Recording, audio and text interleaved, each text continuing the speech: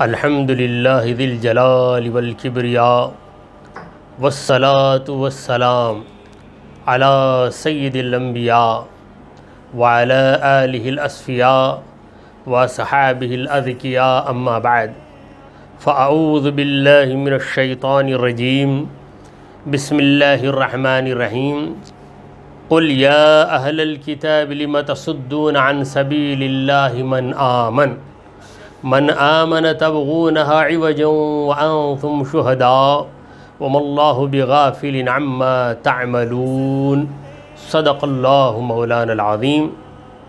ناظرین محترم، السلام علیکم ورحمۃ اللہ وبرکاتہ۔ اللہ رب العزت جل وعلا کی ہم پر بے پناہ مہربانی ہے کہ اس نے ہمیں آقائے نامدار احمد مختار مدنی تاجدار دونوں جہاں کے سردار حضرت محمد مصطفیٰ رسول خدا صلی اللہ تعالی علیہ وآلہ وسلم کی امت بابرکات میں پیدا فرمایا۔ ناظرین، جس آیت مبارکہ کی تلاوت کا میں نے شرف حاصل کیا ہے وہ سورہ آل عمران کی 99 نمبر کی آیت ہے، آیت نمبر 99۔ پروردگار عالم فرما رہا ہے، قل، اے میرے محبوب نبی آپ فرمائیے، یا اہل الکتاب، اے کتاب رکھنے والو، اے یہود و نصارا، لم تصدون عن سبیل اللہ من آمن، تم لوگ اس شخص کو اللہ کے راستے سے کیوں روکتے ہو جو ایمان لا چکا؟ تبغونہا عوجا، تم یہ چاہتے ہو کہ اس سیدھے راستے کو ٹیڑھا بنا کر پیش کرو، وانتم شہداء، حالانکہ تم خود گواہ ہو کہ یہ راستہ سیدھا راستہ ہے۔ وما اللہ بغافل عما تعملون، اللہ تعالی غافل نہیں ہے ان کاموں سے جن کاموں کو تم انجام دے رہے ہو۔ یہ رہا اس آیت کریمہ کے لفظوں کا ترجمہ۔ آگے کی آیت میں بھی اللہ تبارک و تعالی نے اپنے پیارے حبیب صلی اللہ علیہ وسلم سے فرمایا کہ اے محبوب اہل کتاب سے یہ بات کہہ دو کہ تم لوگ کیوں اللہ کی آیتوں کا انکار کرتے ہو۔ اب اس آیت میں بھی اللہ تعالی اپنے پیارے مصطفیٰ صلی اللہ علیہ وسلم سے فرما رہا ہے کہ اے نبی آپ اہل کتاب سے یہ بات کہیے، یا اہل الکتاب۔ قرآن مجید میں جہاں جہاں اہل کتاب آیا ہے اس سے مراد یہود و نصارہ ہیں، کیونکہ انہیں اگلی دو کتابیں دی گئیں، یہودیوں کو توریت ملی، نصرانیوں کو انجیل ملی، اور یہ لوگ بخوبی واقف تھے کہ حضرت محمد مصطفیٰ صلی اللہ علیہ وسلم اللہ تبارک و تعالیٰ کے آخری رسول ہیں۔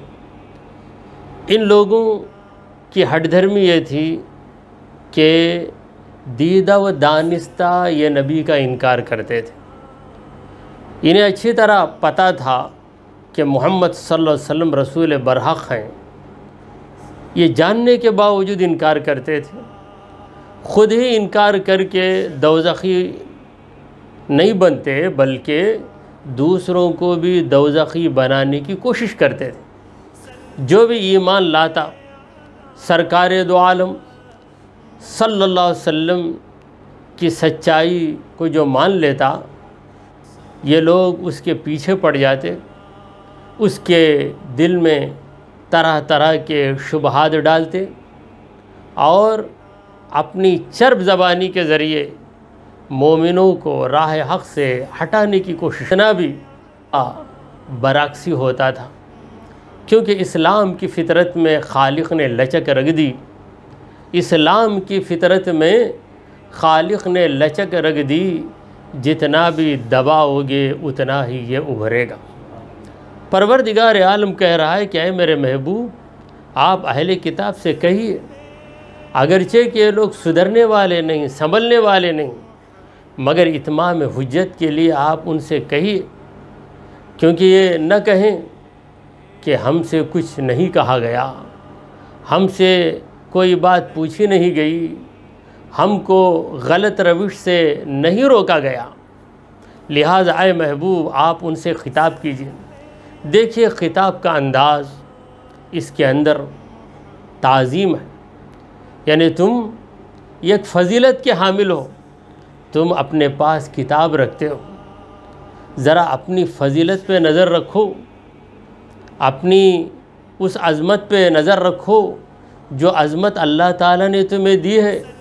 دوسروں کو تو اللہ تعالیٰ نے بے علم رکھا، جاہل رکھا، کتاب سے بے خبر اور ناواقف رکھا، مگر تم کو پروردگار نے اہل کتاب بنایا۔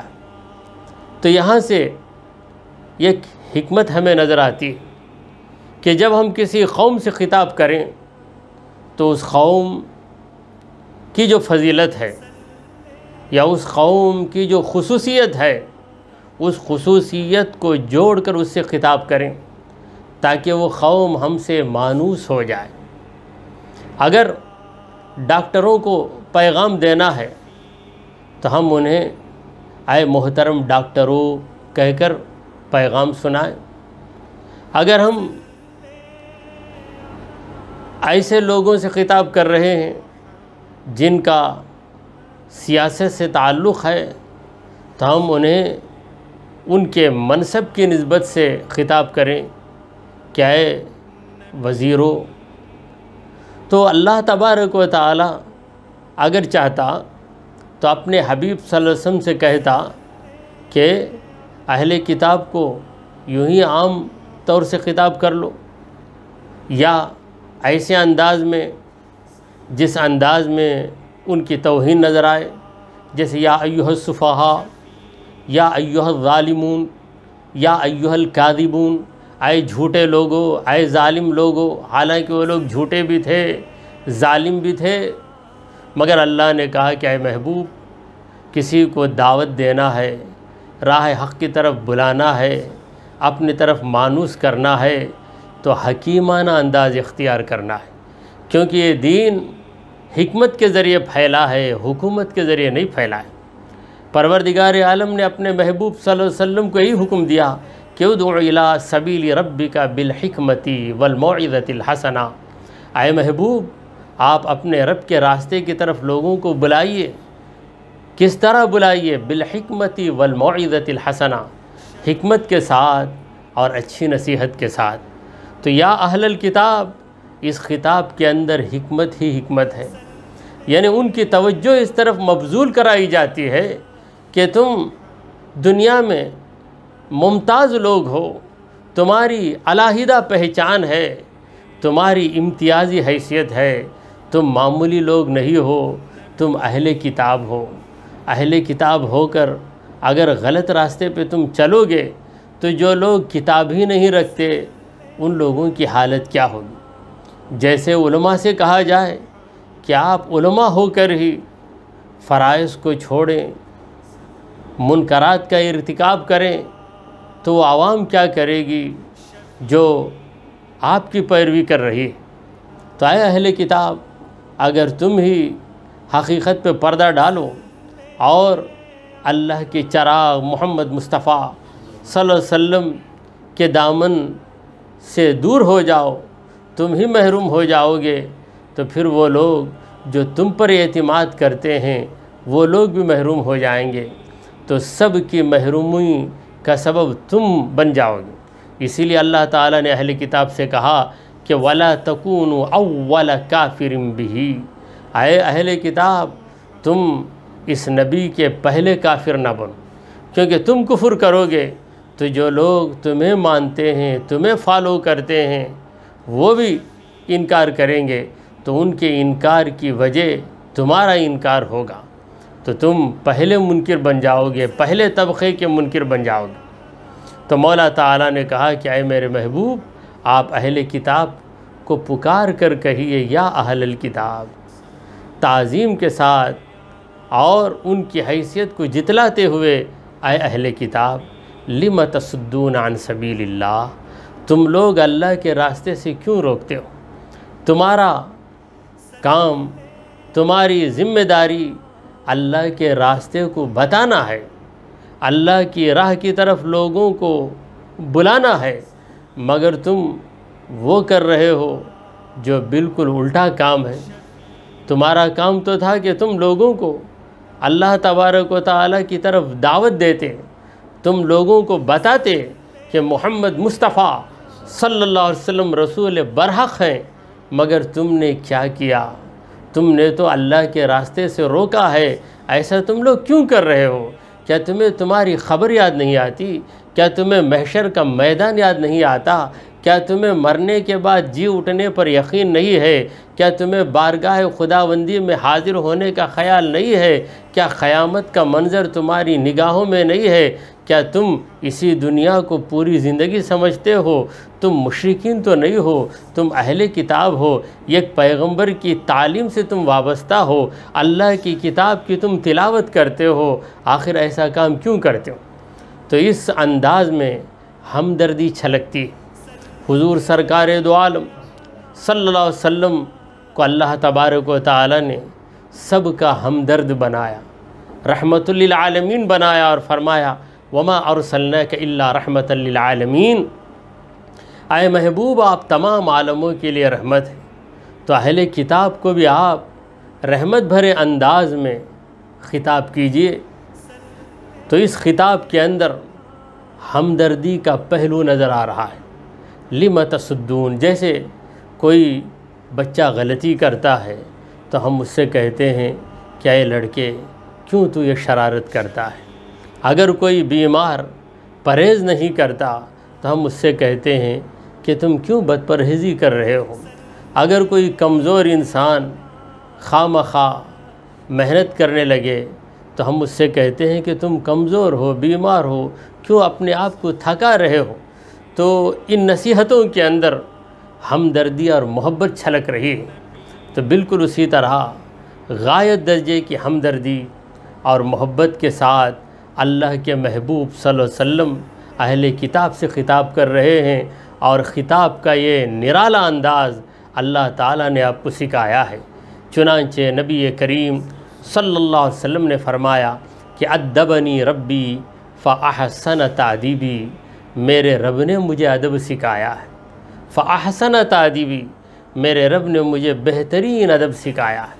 سرکار دو عالم صلی اللہ علیہ وسلم نے عرب کے بڑے بڑے بدتمیزوں اور جاہلوں سے اس طریقے سے کلام کیا، اتنے پیار، اتنی ہمدردی اور اس قدر محبت کے ساتھ انہیں نصیحت فرمائی کہ جو دل پتھروں کی طرح سخت تھے وہ بھی نرم ہو گئے، اور انہوں نے نبی کریم صلی اللہ علیہ وسلم کی مبارک باتوں کو سن کر گمراہی کا راستہ چھوڑ دیا اور ہدایت کی طرف آ گئے۔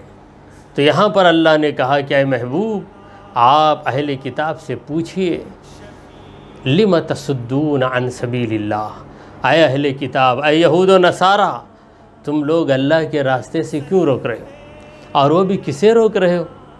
من آمن، جو ایمان لا چکا، جو گمراہی سے بچ چکا، جسے جنت کا راستہ مل گیا، جسے رب کی رضامندی کا راستہ مل گیا، جو پیارے نبی کو پہچان چکا، جو حلقہ بگوش اسلام ہو گیا، جو کفر کے اندھیرے سے نکل چکا، مومن کو تم راہ حق سے ہٹا کر، مومن کو تم راہ حق سے دور کر کے دوزخ کی طرف لے جا رہے ہو۔ کسی ایسے انسان کو جو جنتی بن چکا ہے تم محنت کر رہے ہو کہ اسے دوزخی بناؤ، حالانکہ تمہاری محنت اس راستے میں ہونا چاہیے کہ کوئی دوزخی ہے تو محنت کر کے اسے جنتی بناؤ، مگر تم ایک جنتی کو دوزخی بنانے کی کوشش کر رہے ہو۔ تبغونہا عوجا، یہ جو راستہ ہے اللہ کا راستہ، رسول اللہ صلی اللہ علیہ وسلم کا بتایا ہوا راستہ، اسلام کا راستہ، قرآن کا راستہ، یہ بالکل سیدھا راستہ ہے، یہ صراط مستقیم ہے۔ اسی صراط مستقیم کو ہر نماز کے اندر طلب کیا جاتا ہے کہ اہدنا الصراط المستقیم، اے پروردگار ہمیں سیدھا راستہ بتا، سیدھے راستے پہ قائم رکھ۔ ان ھذا صراطی مستقیما، بے شک میرا یہ راستہ سیدھا راستہ ہے۔ تو یہ سیدھا راستہ ہے، مگر تم کرتے کیا ہو؟ تبغونہا، تم یہ چاہتے ہو کہ اس راستے کو عوجن ٹیڑھا بنا کر پیش کریں، مگر تمہاری کوششوں سے ایسا ہو نہیں سکتا۔ سیدھا راستہ سیدھا ہی رہے گا، کسی کے ٹیڑھے بتانے کی وجہ سے راستہ تو ٹیڑھا نہیں ہوگا، اس کی بات ٹیڑھی ہو جائے گی۔ ایمان کے اندر وہ قوت ہے کہ جو مومن بن جاتا ہے اسے ایمان سے ہٹا کر گمراہی کی طرف لے جانا یہ کسی کے بس کی بات نہیں ہے۔ تو ایمان وہ عظیم قوت ہے۔ اب تم لوگ مومن کے پیچھے پڑے ہوئے ہو اور تمہیں اچھی طرح معلوم ہے کہ اسلام کا یہ راستہ، پیغمبر صلی اللہ علیہ وسلم کا یہ راستہ سیدھا راستہ ہے۔ اس سیدھے راستے کو تم اپنی غلط بیانیوں کی وجہ سے ٹیڑھا راستہ بنا کر پیش کرنا چاہتے ہو۔ ہر دور میں مکاروں اور بدبختوں کا یہی رویہ ہوتا ہے۔ وہ لوگ سچے انسان کو جھوٹا بنا کر پیش کرتے ہیں، سچی بات کو جھوٹی بات بنا کر پیش کرتے ہیں، حقیقت پہ پردہ ڈالتے ہیں، جھوٹی خبروں کا پرچار کرتے ہیں، جھوٹی افواہوں کو پھیلا دیتے ہیں، یہ بے گناہ انسان کو گنہگار ثابت کرتے ہیں۔ یہ ہمیشہ سے شیطانوں کا رویہ رہا ہے۔ اے اہل کتاب، تم اس شیطانیت پر کیوں آ گئے ہو؟ جو راستہ سیدھا ہے اسے تم ٹیڑھا بنا کر پیش کرنا چاہتے ہو۔ وَأَنْتُمْ شُهَدَاء، تم لوگ خود گواہ ہو، یعنی تم بے خبر نہیں ہو، تم اچھی طرح جانتے ہو کہ یہ راستہ سیدھا راستہ ہے۔ اس راستے پہ جو چلے گا وہی اللہ کو راضی کرے گا، وہی جنتی بنے گا۔ یہ تم جانتے ہو، تم خود گواہی دیتے ہو، تمہارے دل گواہی دے رہے ہیں، مگر پھر تم ایسی حرکت کیوں کر رہے ہو؟ شہداء شہید کی جمع ہے جس کا معنی ہے گواہ، اور علامہ قرطبی رحمۃ اللہ علیہ شہداء کا مطلب اخلا بیان کرتے ہیں، یعنی وَأَنْتُمْ شُهَدَاء کا مطلب تم لوگ تو عقل مند ہو، تم لوگ بیوقوف نہیں ہو۔ عقل مند ہو کر یہ احمقانہ حرکت تم کیوں کر رہے ہو؟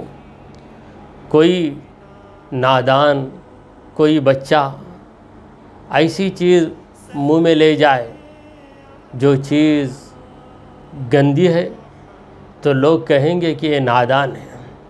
اگر عقل مند آدمی ایسی چیز کو، سڑی ہوئی چیز کو، ناکارہ چیز کو اٹھائے اور اپنے منہ میں لے جائے تو لوگ کہیں گے کیا تو بچہ ہے؟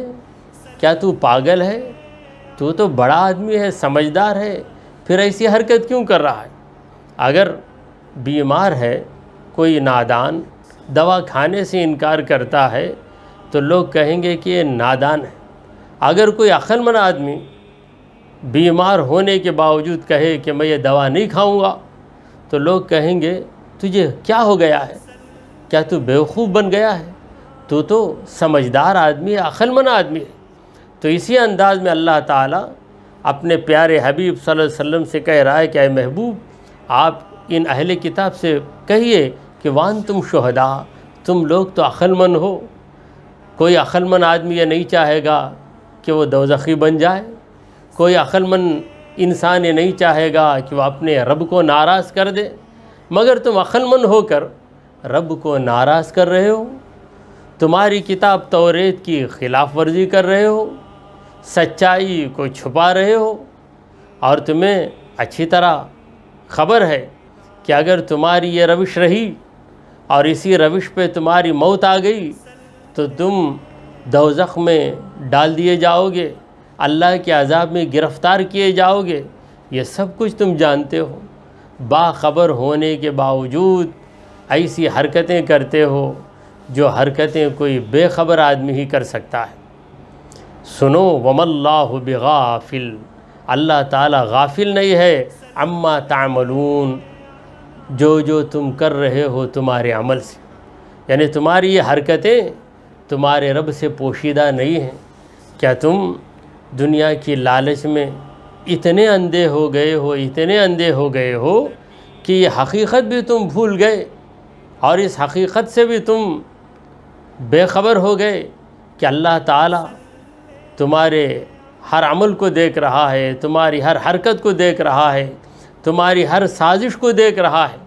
تم دنیا والوں کو تو دھوکہ دے سکتے ہو مگر پروردگار عالم کو تم دھوکہ نہیں دے سکتے، کیا تم یہ بھی نہیں جانتے؟ آیت ختم ہوئی،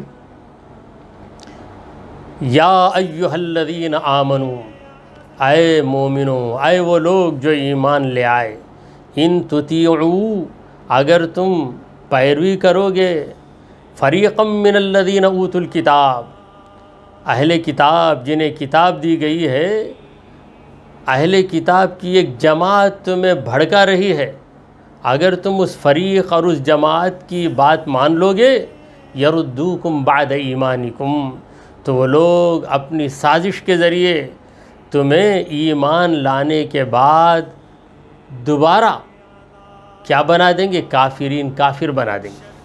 اگر اہل کتاب کی بات تم مانو گے تو تم کیا بن جاؤ گے؟ مومن ہونے کے بعد پھر سے کافر بن جاؤ گے، جنتی بن چکنے کے بعد پھر تم ایسا عقیدہ اختیار کر لو گے کہ دوبارہ تم دوزخی بن جاؤ گے۔ اس آیت کریمہ کا شان نزول بیان کیا جاتا ہے کہ مدینے کے اندر دو قبیلے تھے، اوس اور خزرج۔ یہ 120 برس سے ان لوگوں کے درمیان دشمنی تھی، ہمیشہ دو قبیلوں میں جھگڑے، لڑائیاں، جنگیں ہوا کرتی تھیں، خون کی ندیاں بہہ جاتی تھیں۔ پیارے مصطفیٰ صلی اللہ علیہ وسلم مدینے میں کیا تشریف لائے کہ پورے مدینے میں محبت کا ماحول قائم ہو گیا۔ اوس و خزرج جو ایک دوسرے کے دشمن تھے، یہ ایک دوسرے کی محبت میں اس طرح یہ ہو گئے کہ ایک دوسرے کے لیے اپنی جان قربان کرنے کے لیے بھی تیار ہو گئے۔ تو ایسی محبت نبی کریم صلی اللہ علیہ وسلم نے ان کے دلوں میں ڈال دی۔ تو یہودیوں نے جب دیکھا کہ یہ قبیلے، ان دو قبیلوں کے لوگ لڑ لیتے تھے، ان کی طاقت ان لڑائیوں کی وجہ سے ٹوٹ جاتی تھی، اور اسلام کے آ جانے کے بعد ان لوگوں کی لڑائیاں ختم ہو گئی ہیں، یہ لوگ مل جل کر بات کر رہے ہیں۔ تو ایک ایسی محفل تھی کہ اوس خزرج دونوں قبیلوں کے لوگ، دونوں مسلمان ہو چکے تھے، آپس میں بیٹھ کر بڑے پیار، بڑی محبت سے باتیں کر رہے تھے۔ ایسے موقع پر ایک یہودی شاذ بن قیس، اس نے دیکھا تو اس کے دل میں حسد آ گیا کہ محمد مصطفیٰ صلی اللہ علیہ وسلم نے کیا کرشمہ کر دیا کہ دو دشمنوں کو ایسا ملا دیا، ایسا ملا دیا کہ دو جگری دوستوں سے بڑھ کر ان کے دلوں میں محبت ہو گئی۔ اب انہیں کیا کیا جائے، کس طرح ان کو دوبارہ لڑایا جائے؟ تو اس کوشش میں وہ ابن قیس یہودی نکلا اور دوسرے یہودی کو، جو بڑا چرب زبان تھا، اس کو اکسایا اور کہا کہ چل ہم اس محفل میں جائیں۔ جانے کے بعد تو ایسے اشعار پڑھ کہ ان اشعار کو سن کر ان لوگوں کو پرانی دشمنی یاد آ جائے، ان کے باپ دادا، جو آپ کی پرانی لڑائیاں، ان کا ذکر تیرے شعروں میں کر۔ جب تو وہاں جا کے وہ اشعار پڑھے گا تو انہیں ان کی پرانی دشمنی یاد آئے گی، اور پھر جو مل جل کر بیٹھے ہوئے ہیں وہ دوبارہ ایک دوسرے کے دشمن بن جائیں گے۔ جیسا کہ کوئی جاہل باپ اور چچا لڑ لیتے ہیں تو ان کے بچے اگر دیندار بن کر باپ چچا کی غلطیوں کو بھول کر مل جل کر زندگی گزاریں، تو اس موقع پر کوئی شیطان آئے اور کہے کہ کیا تو تیرے چچا کے بیٹے سے اس طرح مل گیا، پتہ ہے تیرا چچا تیرے باپ کو مارنے کی کوشش کیا تھا۔ پھر اسی طرح چچا کے بچوں کے پاس جا کر کہے کہ تم تمہارے تایا کے بیٹوں سے اس طرح دوستی کرتے ہو، کیا تمہیں پتہ نہیں کہ تمہارے تایا نے تمہاری ماں پہ کیسا ظلم ڈھایا، تو پرانے قصوں کو یاد دلا کر نئی محبت کو خراب کرنا یہ شیطانوں کا طریقہ ہے۔ تو یہی طریقہ اس یہودی نے اپنایا۔ تو ایک شاعر یہودی کو بلایا کہ آ اور اشعار پڑھ۔ چنانچہ وہ وہاں پہنچا، محفل جمی ہوئی تھی۔ یہ اوس و خزرج، یہ دونوں قبیلے، ان دو قبیلوں کے افراد بڑی محبت اور بڑے پیار سے باتیں کر رہے تھے، کیونکہ اسلام نے ان لوگوں کو بھائی بھائی بنا دیا۔ انما المؤمنون اخوہ، یقیناً مومن بھائی بھائی۔ تو وہ شخص وہاں پہنچا، وہ یہودی، اور اشعار پڑھنے لگا۔ ان اشعار کے اندر پرانی لڑائیوں کا ذکر تھا، باپ داداؤں کی دشمنی کا ذکر تھا۔ تو اوس خزرج دونوں قبیلے اس کے اشعار سنتے ہیں تو پھر ان کے دلوں میں پرانی نفرت تازہ ہو جاتی ہے، اور پھر ان اشعار سے متاثر ہو کر یہ ایک دوسرے کے خلاف باتیں کرنے لگتے ہیں۔ معاملہ اس حد تک بڑھ گیا کہ قریب تھا کہ جنگ ہو جاتی، تلواریں نکال لی گئیں۔ فوراً یہ بات نبی کریم صلی اللہ علیہ وسلم تک پہنچ جاتی ہے۔ سرکار دو عالم صلی اللہ علیہ وسلم فوراً بنفس نفیس وہاں تشریف لے آتے ہیں۔ یہ ایک ذمہ دار رہبر کا یہی کام ہوتا ہے کہ جہاں گڑبڑ ہو، جہاں فساد ہو، وہاں فوراً پہنچے اور فساد کو مٹا دے۔ سرکار دو عالم صلی اللہ علیہ وسلم خود وہاں پہنچ گئے، اور اوس و خزرج جو ایک دوسرے سے دست و گریباں ہونے والے تھے، ایک دوسرے سے لڑنے والے تھے، پیارے مصطفیٰ ان کے بیچوں بیچ چلے گئے۔ سرکار دو عالم صلی اللہ علیہ وسلم نے وہاں جا کر دونوں کو دیکھا اور کہا، میرے جیتے جی میری موجودگی میں تم لوگ دوبارہ جاہلیت کی طرف چلے گئے۔ یہ دوسرے کی مکاری ہے اور سازش ہے جو تمہیں لڑانے کی کوشش کر رہا ہے، تم اس کے فریب میں آ گئے۔ ارے تم نے کلمہ پڑھ لیا، تم مسلمان ہو گئے، پرانے قصوں کو بھول جاؤ۔ وہ تو جاہلیت کا زمانہ تھا، اب تم جاہلیت کے دور میں نہیں ہو، اسلام کے اجالے میں ہو۔ سرکار دو عالم صلی اللہ علیہ وسلم کا وہاں پہنچنا، حضور کی اس محبت بھری گفتگو کا یہ اثر ہوا کہ اوس و خزرج دونوں قبیلے کے لوگ اپنے سر جھکا لیتے ہیں۔ ہر ایک کے چہرے میں شرمندگی نظر آنے لگی، آنکھوں سے آنسو جاری ہو گئے، اور حضور اکرم صلی اللہ علیہ وسلم کی بات کو سن کر یہ ایک دوسرے سے بغل گیر ہو گئے اور کہنے لگے کہ ہم مصطفیٰ کے غلام ہیں، ہم ایک دوسرے کے بھائی بھائی ہیں، اب کوئی ہم کو لڑا نہیں سکتا، کوئی ہم کو بچھڑا نہیں سکتا۔ تو اس طریقے سے نبی کریم صلی اللہ علیہ وسلم نے اس بڑے فساد کو ہمیشہ کے لیے بند کر دیا، جو فساد یہودیوں کی سازش اور مکاری کی وجہ سے ہونے والا تھا۔ تو عموماً مسلمانوں کی قوت کو توڑنے کے لیے دشمنان اسلام ایسا ہی کرتے ہیں، کیونکہ مسلمان سے مقابلہ کرنا یہ کسی کے بس کی بات نہیں ہے۔ ہاں ایسی مکاری ضرور کرتے ہیں کہ مسلمانوں کے خلاف کوئی نہ کوئی وجہ بتا کر، کوئی نہ کوئی سبب بتا کر ایک کو دوسرے کا دشمن بنا دیتے ہیں، یہاں تک کہ مسلمانوں سے لڑ کر اپنی قوت کھو بیٹھتے ہیں۔ ہر دور میں ایسا ہی ہوا ہے۔ اگر مسلمان اپنے فروعی اختلافات کو چھوڑ کر اصولی باتوں کی بنیاد پر یہ ایک دوسرے سے دوستی اور محبت قائم کر لیں تو دشمنان اسلام مسلمانوں کی قوت کو کبھی توڑ نہیں سکتے۔ تو سرکار دو عالم صلی اللہ علیہ وسلم نے اوس و خزرج کو دوبارہ ملا دیا، اور ایسے ملا دیا کہ اب بڑے سے بڑا شیطان بھی آ کر ان کے درمیان پھوٹ ڈالنا چاہے تو پھوٹ نہیں ڈال سکتا۔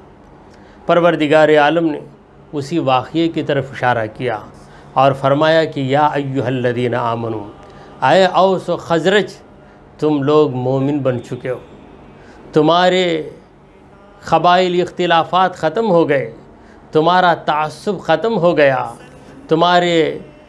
تمہاری خاندانی نفرتیں ختم ہو چکی ہیں، اب تم اسلام کے اجالے میں زندگی گزار رہے ہو، اب تمہارا ایک رشتہ ہے، وہ ہے محمد مصطفیٰ صلی اللہ علیہ وسلم کی غلامی۔ یہ غلام مصطفیٰ دوسرے غلام مصطفیٰ کے لیے سب کچھ قربان کر دے گا۔ یہاں پر نہ وطن دیکھا جائے گا، نہ خاندان دیکھا جائے گا، نہ رنگ دیکھا جائے گا، نہ زبان دیکھی جائے گی۔ کسی بھی زبان کا بولنے والا ہو، مصطفیٰ کا غلام ہے تو وہ ہمارا مہمان ہے۔ وہ کسی بھی وطن کا رہنے والا ہو، نبی کا کلمہ پڑھتا ہے تو اس کی مدد کرنا ہماری ذمہ داری ہے۔ تو اے مومنو، ان تطیعوا فریقا من الذین اوتوا الکتاب، یہ اہل کتاب، یہ یہود جو سازش کر رہے ہیں، اگر ان کی سازش میں تم پھنس گئے، اگر ان کی بات تم مان لیے تو اس کا نتیجہ اتنا خطرناک ہوگا کہ یہ تمہیں پہلے لڑائیں گے، یہ ایک دوسرے سے گالیاں دلوائیں گے، یہاں تک کہ ایمان کی جو حیثیت ہے وہ اس حیثیت سے بھی تم لوگ اتر کر اور اسلام نے جو حدود مقرر کیے ہیں ان حدود کو بھی تم پار کر کے کافر بن جاؤ گے۔ اور یہ یہود کیا کریں گے؟ یردوکم بعد ایمانکم کافرین، تم کو دوبارہ کافر بنا دیں گے، اور وہ بھی کیسے؟ بعد ایمانکم، تمہارے ایمان لانے کے بعد، تم اب مومن بن چکے ہو، لہٰذا اوروں کی باتوں میں نہ آؤ، بس ہر مسلمان کو اس نظر سے دیکھو کہ وہ تمہارا مسلمان بھائی ہے، وہ کلمہ گو ہے، بیچ میں آ کر دو مسلمانوں میں عداوت ڈالنے والا وہ تمہارا ہمدرد نہیں ہے بلکہ وہ ایک شیطان ہے۔ وَكَيْفَ تَكْفُرُونَ، اے مومنو تم کیسے کفر کرو گے؟ وَأَنْتُمْ تُتْلَىٰ عَلَيْكُمْ آیاتُ اللّہ، حالانکہ تمہارے اوپر اللہ کی آیتوں کی تلاوت کی جاتی ہے، قرآن مجید تم سن رہے ہو، قرآن مجید تمہارے سامنے پڑھا جا رہا ہے، قرآن کی ایک ایک آیت ہدایت کے باوجود تم کیسے کافر بنو گے؟ نہیں بن سکو گے، یہ کفار اپنی کوششوں میں ناکام ہو جائیں گے۔ اس سے بڑی بات یہ ہے وَفِيكُمْ رَسُولُهُ، تمہارے اندر اللہ کے رسول ہیں، اللہ کے رسول تمہارے اندر ہیں، کون تمہارا بگاڑ سکتا ہے؟ کون تمہارے دل کو خراب کر سکتا ہے؟ اب اس آیت کریمہ میں ہدایت پر قائم رہنے کے لیے دو چیزیں بتائی گئی، پہلی چیز قرآن اور دوسری چیز صاحب قرآن۔ قرآن تتلا علیکم آیات اللہ، اللہ کی آیتیں تم پر پڑھی جاتی ہیں، یعنی قرآن تمہارے پاس ہے، اور وفیکم رسولہ، صاحب قرآن تمہارے اندر ہے۔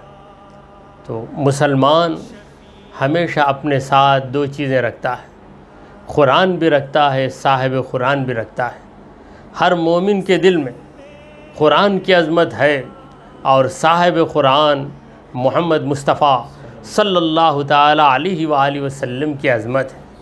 اگر مومن کے دل کو چیرو گے تو دو چیزیں نظر آئیں گی، یہ قرآن نظر آئے گا اور دوسرا قرآن کا مضمون نظر آئے گا۔ یہ قرآن کا مضمون کیا ہے؟ محمد مصطفیٰ صلی اللہ تعالی علیہ وآلہ وسلم کی ذات گرامی۔ قرآن کے پاروں کے اندر، قرآن کی آیتوں کے اندر ہمیں اگر اوصاف نظر آتے ہیں، اخلاق نظر آتے ہیں، زندگی نظر آتی ہے تو پیارے مصطفیٰ صلی اللہ علیہ وسلم کی پیاری زندگی۔ اسی لیے بی بی عائشہ صدیقہ رضی اللہ تعالی عنہ نے فرمایا کہ کان خلقہ القرآن، میرے مصطفیٰ کے اخلاق کیا تھے؟ وہ تو قرآن ہی قرآن تھے، چلتا پھرتا قرآن۔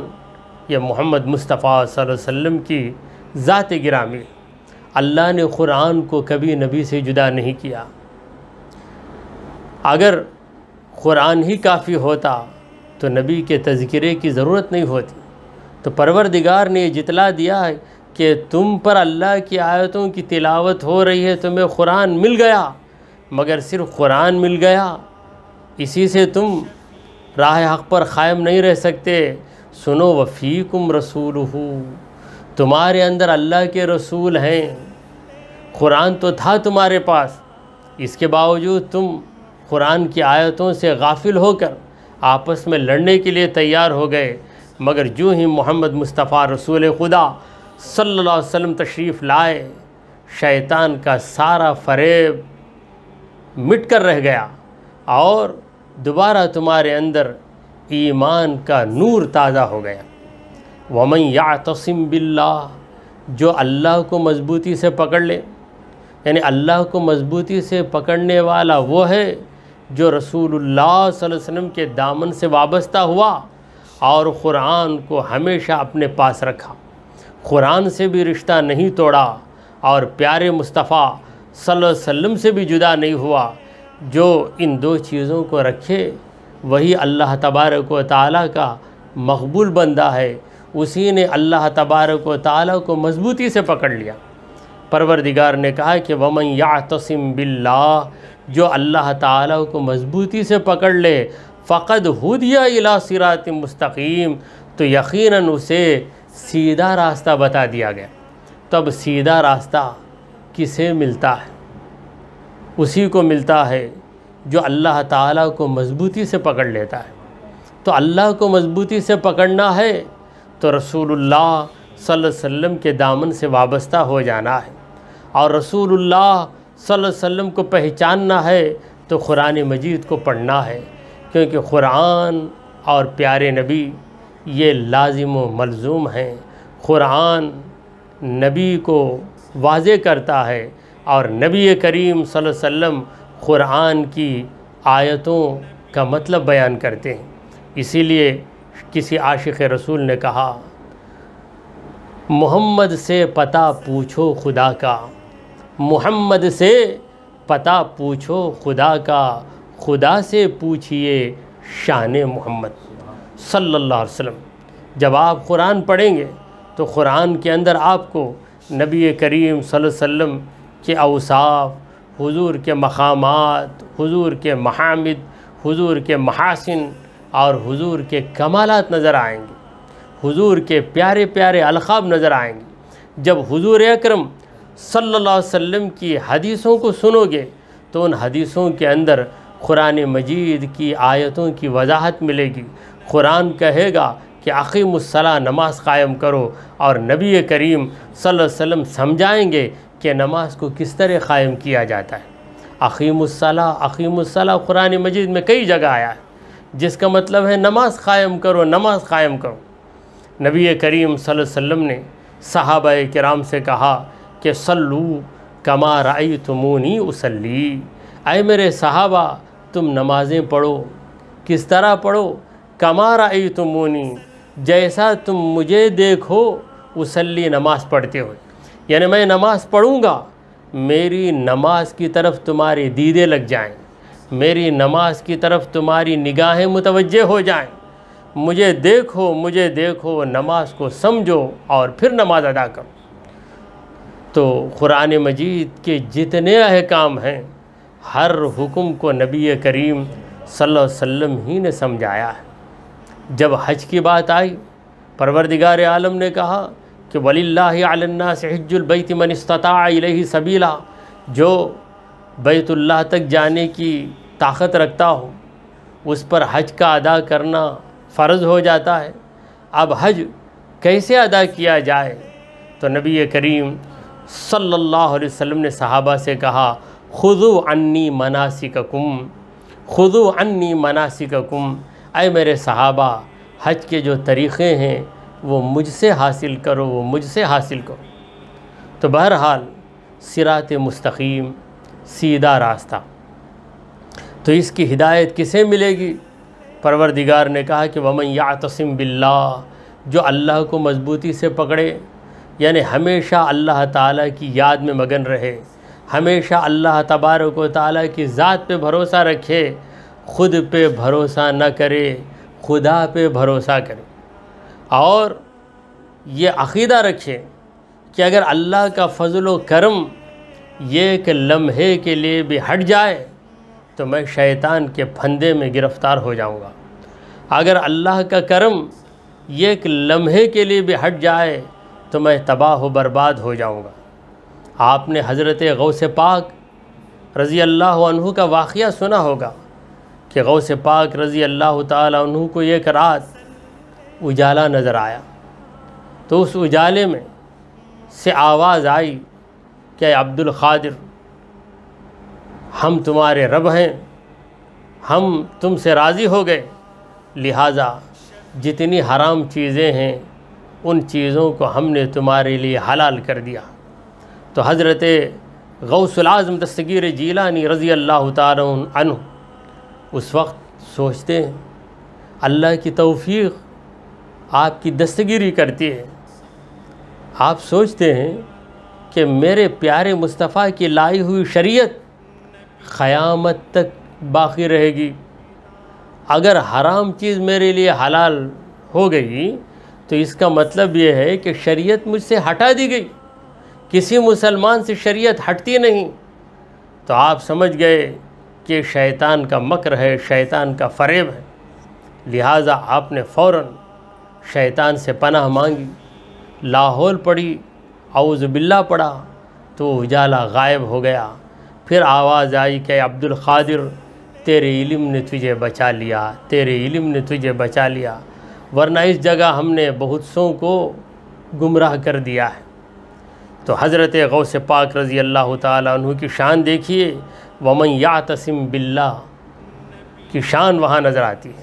آپ نے کہا کیا ابلیس، میرے علم نے مجھے نہیں بچایا، میرے اللہ نے مجھے بچایا ہے۔ اگر کسی کو علم بچا سکتا تو تیرا علم تجھے بچا سکتا تھا، میرے رب کے فضل نے مجھے بچایا ہے۔ تو ہمیشہ رب کے فضل کو یاد رکھے، دنیا میں ہدایت میں رہنے کے لیے اور آخرت میں جنت حاصل کرنے کے سلسلے میں بھی۔ سرکار دو عالم صلی اللہ علیہ وسلم نے فرمایا کہ تم میں کا کوئی شخص جنت میں جا نہیں سکتا اللہ کے کرم کے بغیر۔ لن يدخل احدکم الجنت الا برحمت اللہ، اللہ کی رحمت، اللہ کی مہربانی کے بغیر کوئی جنت میں نہیں جا سکتا۔ تو صحابہ کرام بڑے بھولے بھالے تھے، عرض کرنے لگی یا رسول اللہ، کیا آپ بھی جنت میں اللہ کے فضل ہی سے جائیں گے؟ تو حضور اکرم صلی اللہ علیہ وسلم نے فرمایا کہ الا ان یتغمدنی اللہ برحمتہ، جب تک میرے رب کی مہربانی نہیں ہوگی میں بھی جنت میں نہیں جاؤں گا۔ عمل ایک طرف ہے مگر بھروسہ عمل پہ مت کرو، رب کے فضل پہ کرو۔ علم ایک طرف ہے، بھروسہ علم پہ نہ کرو، رب کے فضل پہ کرو۔ یہ نہ سوچو کہ ہمارے پاس علم ہے، ہمارے پاس علم ہے ہم بھٹک نہیں سکتے، ایسا سوچو گے تو تم متوکل علی اللہ نہیں کہ تم متوکل علی العلم بن جاؤ گے، علم پہ بھروسہ کرنے والے بن جاؤ گے۔ تم معتصم باللہ نہیں بنو گے بلکہ معتصم بالعلم بن جاؤ گے۔ لہٰذا علم کا ہونا لازم ہے مگر بھروسہ رب کے فضل پہ رکھو۔ اسی طرح عمل کا ہونا ضروری ہے، کیونکہ جنت میں جب جنتیوں کو بھیجا جائے گا تو کہا جائے گا کہ ادخلوا الجنت بما کنتم تعملون، تمہارے عمل کی وجہ سے تم جنت میں داخل ہو جاؤ، مگر یہ عمل جنت میں لے جانے کے قابل اسی وقت بنے گا جب رب کا فضل ہوگا۔ تو ہر حال میں اللہ کو مضبوطی سے پکڑنا چاہیے، جو اللہ کو مضبوطی سے پکڑے گا وہی سیدھے راستے پہ قائم رہے گا۔ وَمَنْ يَعْتَصِمْ بِاللَّهِ فَقَدْ هُدِيَ إِلَىٰ صِرَاطٍ مُسْتَقِيمٍ، جس نے اللہ کو مضبوطی سے پکڑ لیا یقیناً سیدھا راستہ اسے بتا دیا گیا، سیدھا راستہ اس کے سامنے کھول دیا گیا اور اسے سیدھے راستے پہ پہنچا دیا گیا۔ دعا کیجئے کہ پروردگارا ہم نے جو کچھ کہا اور سنا اسے قبول فرما لے۔ اے اللہ ہمارے گناہوں کو معاف فرما، ہماری خطاؤں کو درگزر کر دے۔ اے رب کریم ہم پر تیری رحمتیں نچھاور فرما۔ اے اللہ ہمیں ظالموں کے ظلم سے بچا، حاسدوں کے حسد سے بچا، دشمنوں کے مکر و فریب سے بچا، جادوگروں کے جادو سے بچا۔ اے رب کریم تیرے فضل و کرم سے کرونا کے وائرس سے پوری دنیا کو نجات عطا فرما۔ اے رب قدیر ہمارا خاتمہ ایمان کی حالت پہ فرما، محشر کے دن ہماری لاج رکھ لے، ہم سب کو نبی کریم صلی اللہ علیہ وسلم کی شفاعت نصیب فرما، حضور کے حوض کوثر کے پانی سے سیراب فرما۔ وصلی اللہ تعالی علی خیر خلقہ سیدنا و مولانا محمد وعلی آلہ واصحابہ اجمعین۔ الفاتحہ۔ بسم اللہ الرحمن الرحیم۔ اہدنا الصراط المستقیم صراط الذین انعمت علیہم قل هو اللہ احد اللہ الصمد قل هو اللہ احد اللہ الصمد لم یلد ولم یولد اللہ احد اللہ الصمد۔